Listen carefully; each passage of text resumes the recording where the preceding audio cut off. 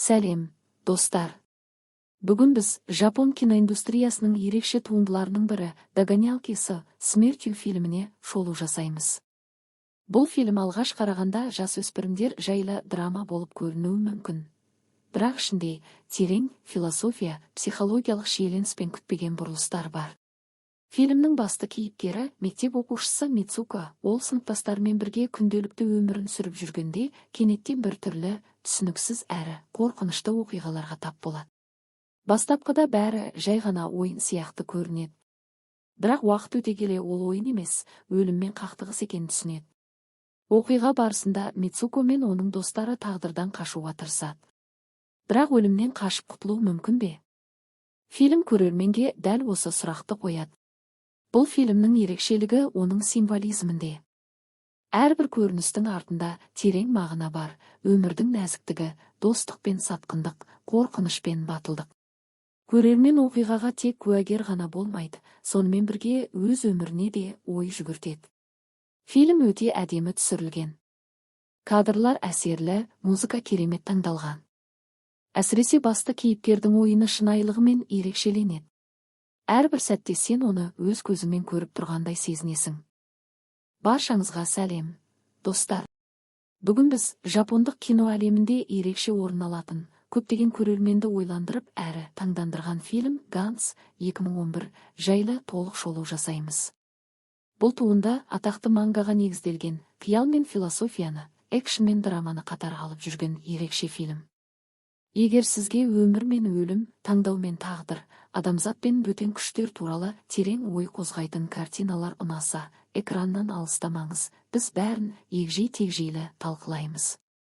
Фильмнің басы көрерменді күтпеген жерден ұстап алады. Біз екі жас жігітпен танысамыз. Куроно Кэй өз өміріне мән бермей жүрген, кейде өзімшілдеу жас жігіт. Като Масару керісінше әділеттілік пен адамгершілікті бәрінен жоғары қоятын тұлға. Екеуі метро станциясында кездейсоқ жолығады. Сол жерде мас адамды пойыз астынан құтқармақ болғанда өздері де мерт болады. Бірақ өлім олар үшін шын мәнінде аяқталу емес еді. Көздерін ашса, екеуі белгісіз бөлмеде отыр. Ол жерде тағы бірнеше адам бар, ал бөлменің ортасында үлкен қара шар. Бұл Гэнтіз. Шардың ішінде түсініксіз технология жасырылған, ал ол адамдарға нұсқаулар беріп, ерекше қару-жарақ пен костюмдер сыйлайды. Енді Куроно мен Като және басқа жиналғандар тірілер емес, бірақ өлгенде емес. Олар жаңа ойынның қатысушыларына айналады.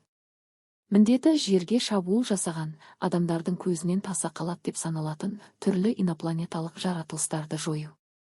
Әр миссия өмір мен өлімнің арасындағы шайқас. Ганс тек фантастикалық боевик емес. Оның ар жағында өте үлкен идеялар жатыр. Біріншіден, адам өмірінің құндылығы. Өмірді бағаламай жүрген адамдар өлім аузынан кейін қайта мүмкіндік алады. Екіншіден, таңдау мен жауапкершілік. Әр кейіпкер миссия кезінде мен өзімді сақтаймын ба, әлде өзгелерді құтқарамын ба деген шешім қабылдауға мәжбүр. Үшіншіден, жүйеге қарсы тұру. Гэнт шары белгісіз күш. Оның айтқанын орындамасаң, жойыласың. Бірақ адамдар әр қашан тағдырға қарсы шығуға тырысады. Бұл фильм бізге мынадай сұрақ қояды. Адамның еркі өз тағдырын өзгерте ала ма, әлде біз бәрібір белгісіз күштердің қолындағы ойыншықпыз ба? Куроно Кэй фильм барысында ол үлкен трансформациядан өтеді. Басында өзімшіл, бірақ уақыт өте жауапты әрі мықты тұлғаға айналады. Като Масару адамгершілікті бәрінен жоғары қоятын кейіпкер. Ол досында бейтаныс адамдарды да қорғауға дайын. Кишимото Кэй нәзік әрі күрделі образ.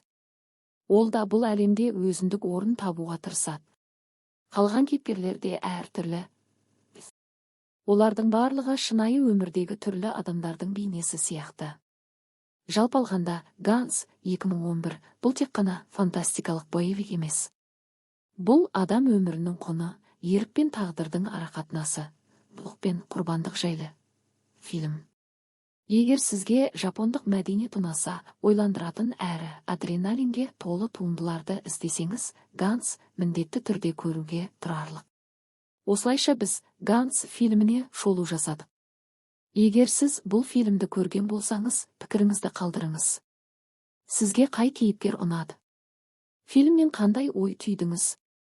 Видеоға лайк басып, арнаға жазылуды ұмытпаңыз, біз алда тағы да осындай қызықты шолуларды жалғастырамыз.